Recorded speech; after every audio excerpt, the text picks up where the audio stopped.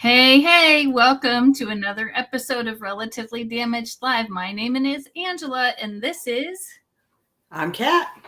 The live shows are currently streamed on Mondays to Twitch, YouTube, and Facebook. Remember to follow or subscribe and share with your friends.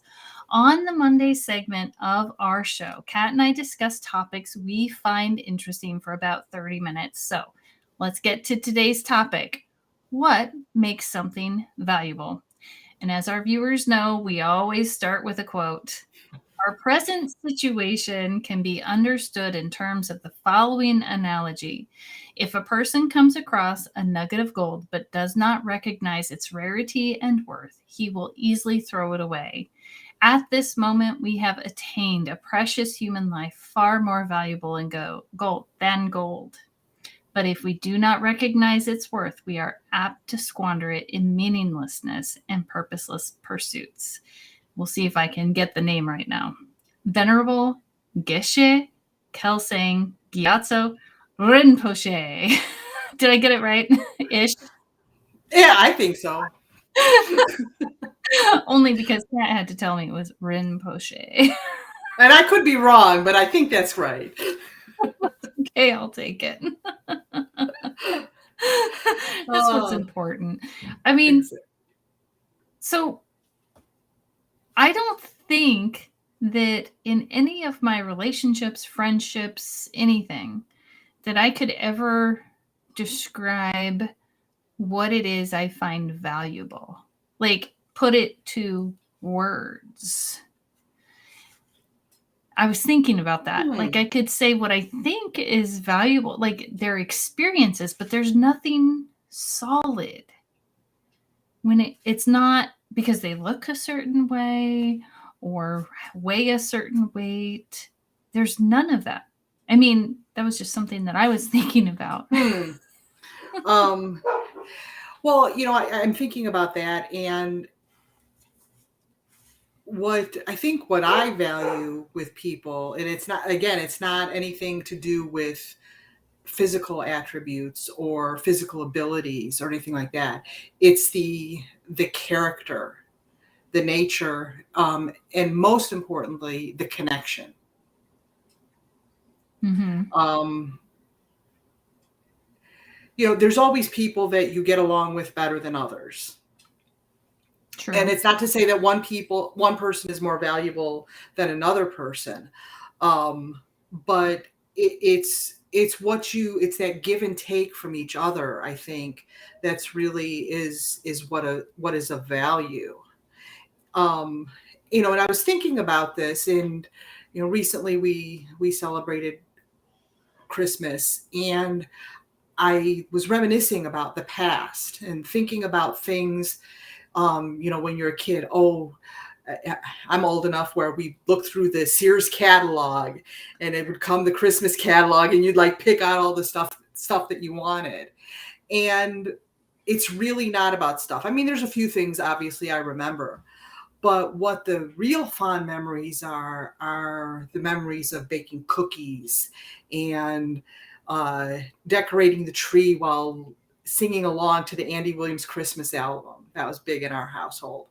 And it's those memories that, and the other connection with the family and friends at that time, that's where it goes. And so that leads me as I'm getting older, things are less of value to me, and relationships with people are much more valuable.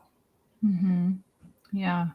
I think that goes back to those things, where, I mean, I could have diamond earrings and society says those diamond earrings are valuable, but in my world, it's more the people that I'm with. You know, we have a family Zoom we do every weekend. That's valuable to me. You know, it doesn't matter if everyone comes on to our family Zoom, all of the family, right? It's just, it's there. And it's almost like an invitation. It's just there as an invitation. We, you know, we open it up every week, and sometimes, you know, a couple people come, and sometimes almost everyone is there, which is really beautiful. But then we get to connect on that deeper level, you know, and it's that connection. I agree with that. That connection is just so valuable. It's like that support, that emotional support, that cheering each other on. You know, you've got this, or celebrating a success.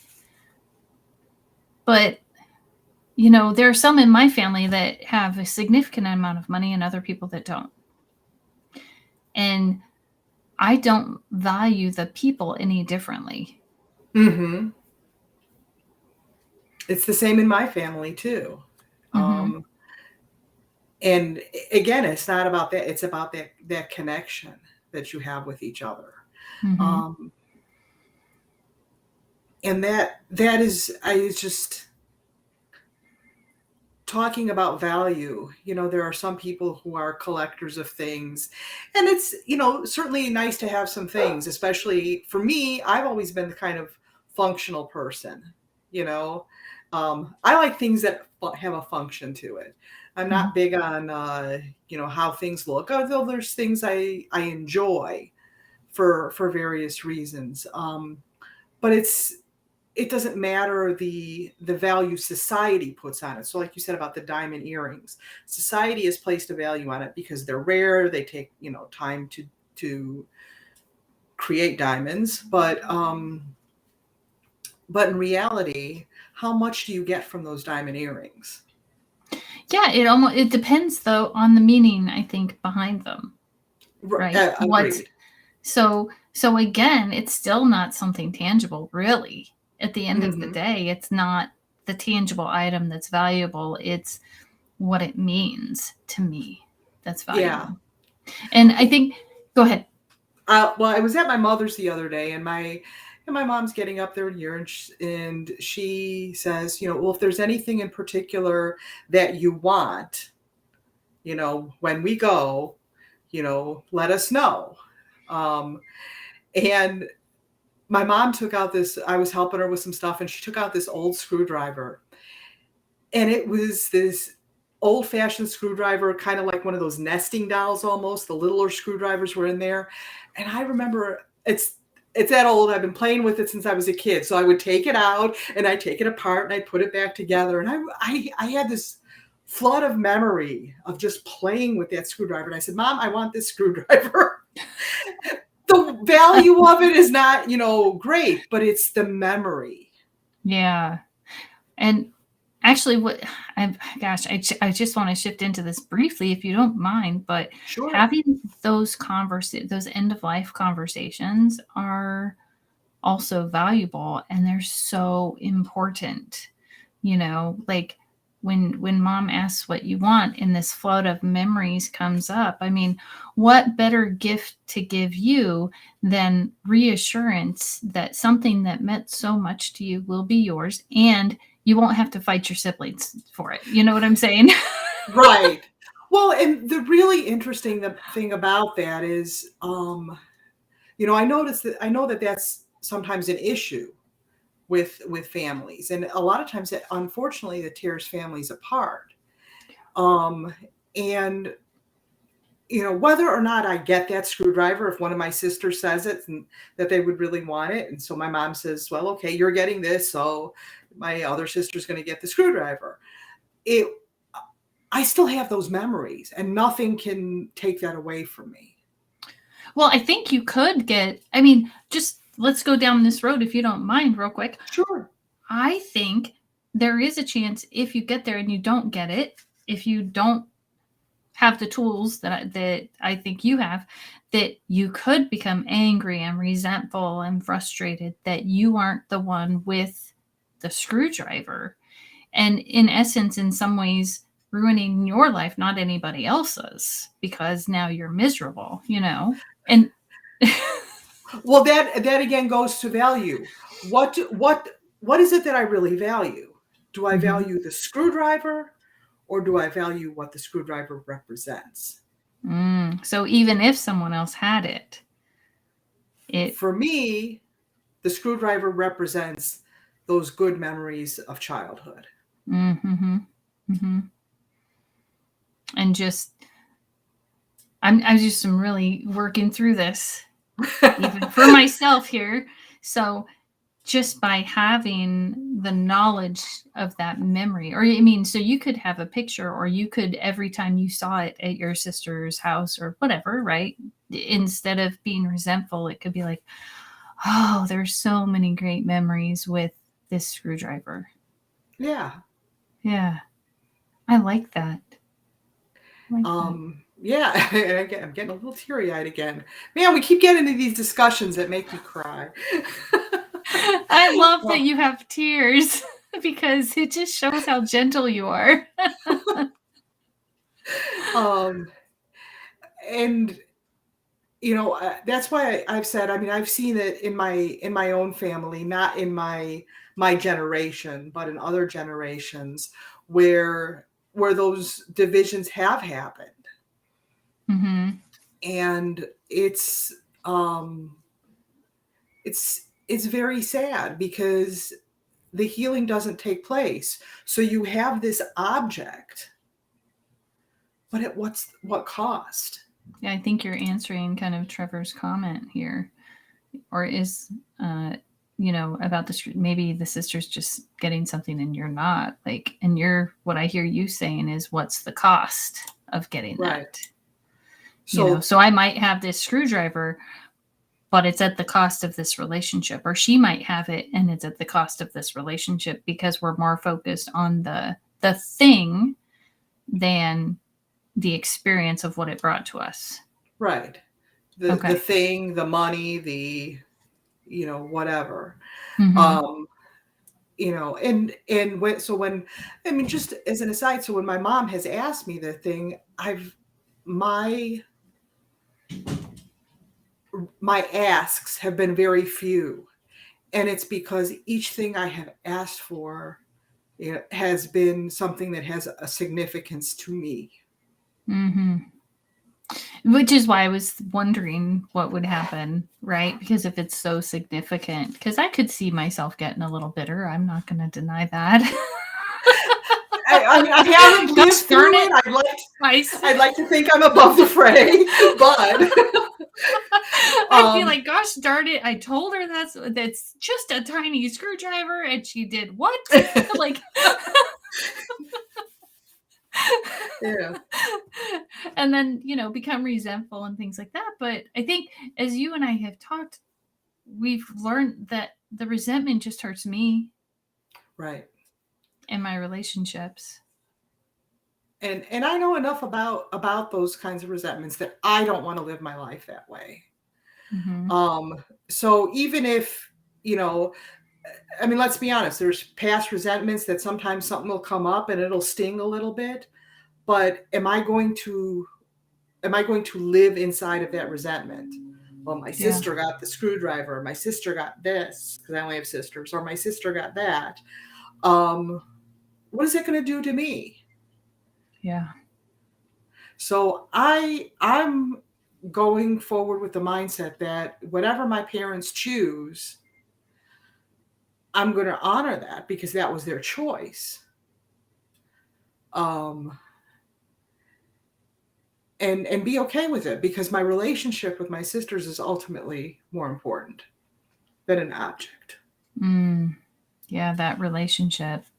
And right there again, we come back to the connection is more important. I mean, at the end of our lives, we're not going to take any of these things with us. Right.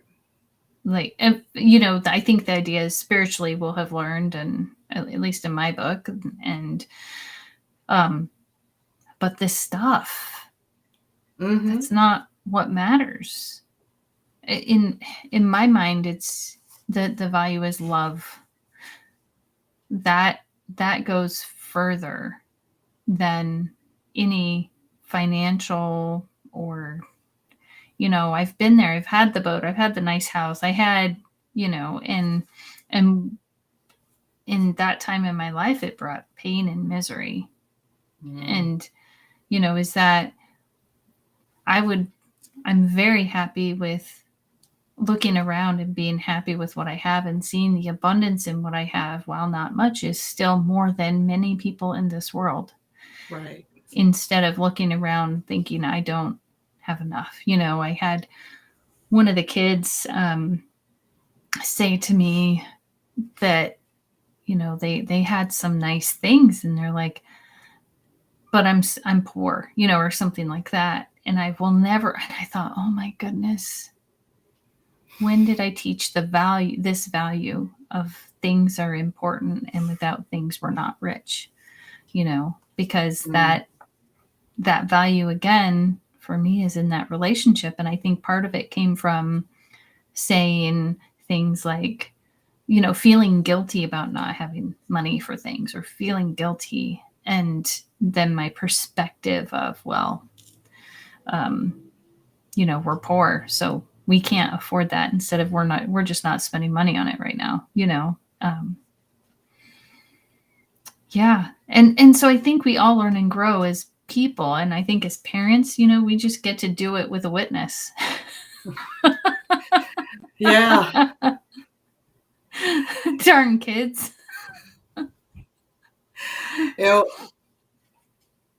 One of the things, since I don't have children, one of the things that I've taught my nieces, maybe, and I don't know if they've learned it or not, but I say, I only want one thing from you at Christmas. I want a picture of the three of us. So it's great because I have this, I am getting so emotional. I have this wonderful memory of these pictures, when they're little, and now they're getting bigger. I used to have them both sit on my lap, and now this year we all had to stand up next to each other, because they're too big. And it's just a beautiful thing. Yeah. So that means more to me than anything they could purchase for me. Yeah. That reminds me, when the kids ask me for my birthday, what I want for my birthday, it's time. And, will you watch a movie or something so that we're all together? And I was so excited because yesterday both of the girls came out and sat on the couch, and while they didn't start the movie with me, they certainly ended the movie with me. And it just brought joy to my heart, those moments and those times. Trevor made a wise comment here. If the bank account defines your happiness, you will forever be poor. Yeah. I think that's true. I really do. I think it's funny because I'm thinking of the parable where I think the king put some gold under a boulder in the middle of the road. And all these people are complaining about it. And I think I'm shifting a little bit in our conversation, but all these people are upset about it, complaining, angry, and then somebody comes along and they dig it up and they get this gold. And it's because they took the time, and then that time benefited so many other people, right? But even the king, I think, saw there's value in someone willing to help society move forward or be able to travel well on this road. And I don't remember if there's more to the parable, but I would think there is. But nobody except the king knew that there was something under the boulder. Right. Okay. Yeah. And so I just think about that lesson sometimes as value, that the person did it because they wanted to, and they were being genuine and giving, and they didn't do it for the money. They did it because it was the right thing to do.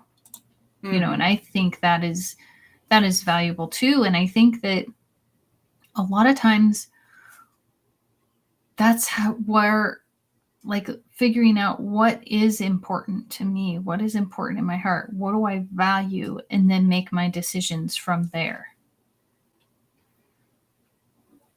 I think it's in Adam Grant's book, Think Again, where he talks about define yourself in values and not in other things, because it's a lot of, I think there was a reasoning behind it, but it is easier to make decisions once I know my values.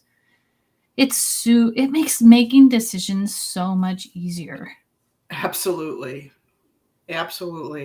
When, if you go out and you have to make a decision, what do I value?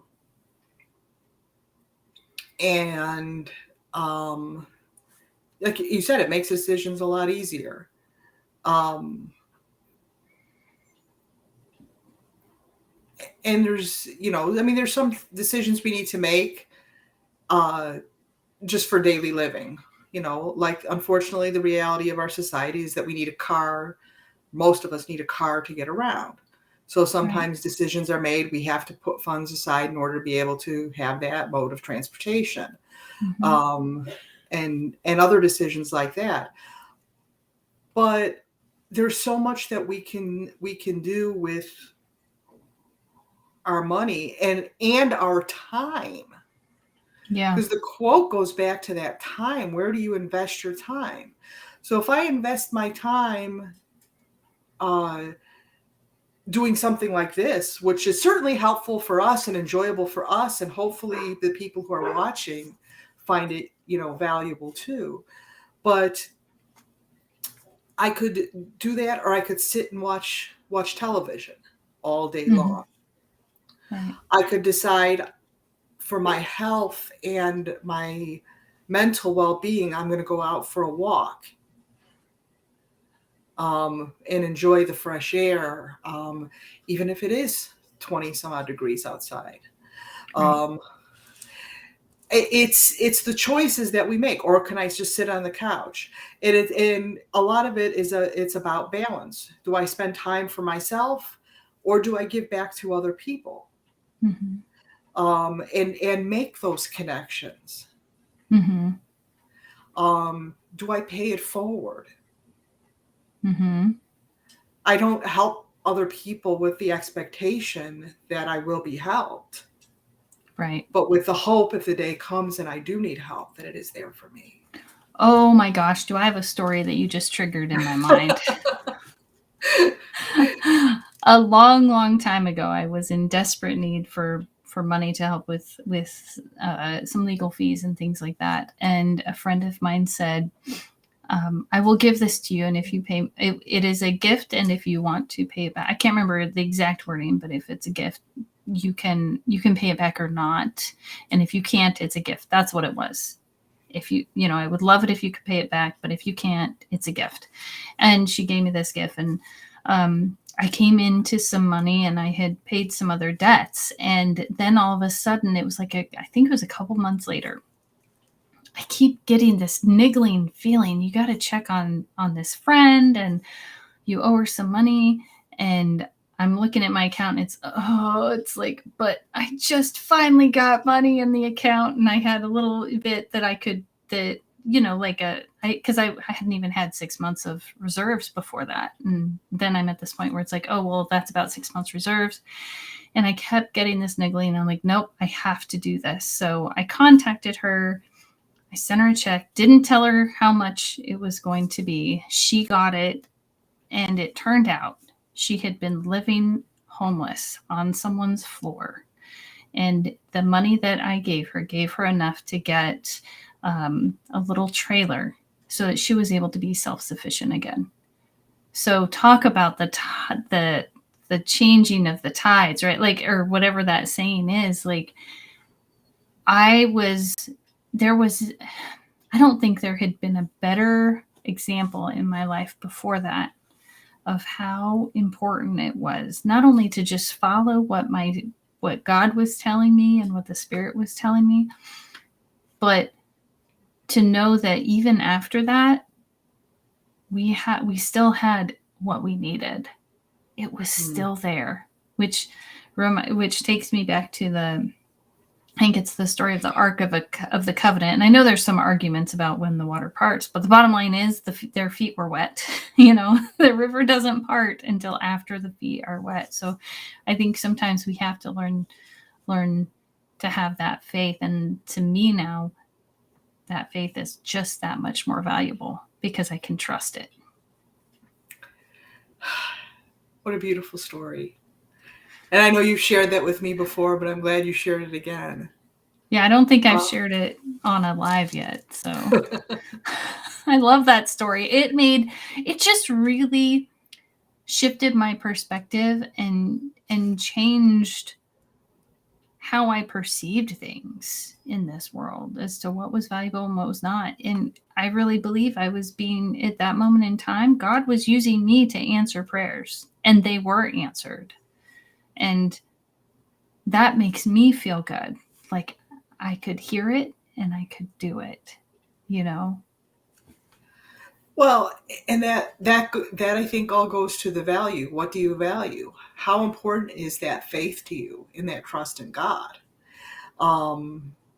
And there have been instances in my life where, sometimes I just get this idea, I need to contact somebody.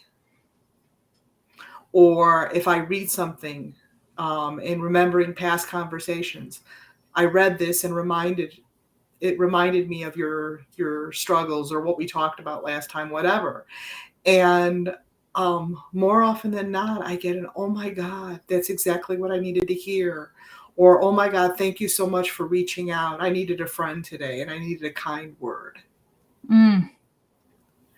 And those kinds of things, it's just like, that's the connection. That's the value. Mm-hmm. And so we find, when we find that in each other and we listen to it, whether or not you think it's God or that small, still voice inside. Or the universe. Or whatever. Mother Earth. It could be Mother Nature. But that connection that is there with others is undeniable. And I've had moments, I mean, where you've reached out to me and I said, oh my God, I needed to talk to you. Thank you so much. It was like something, has done that. And I know it's happened with other people too. I can remember one time in particular, which we don't need to go into, but that whole thing it's just like, that shows that interconnectedness that we have. And if we are showing that we value that connection grows and becomes much more significant. Yeah. Be it with family or friends or coworkers or whatever. Yeah. Whatever people are in your life. And you're just, as you're talking, I can't help but think of how over the Christmas holiday and into the new year, I think we did 2 weeks of heart-based or heart-focused meditation or heart rhythm meditation. And and during that, really focused on sharing all of that love and healing, recognizing the pain and suffering that's in the world with everyone.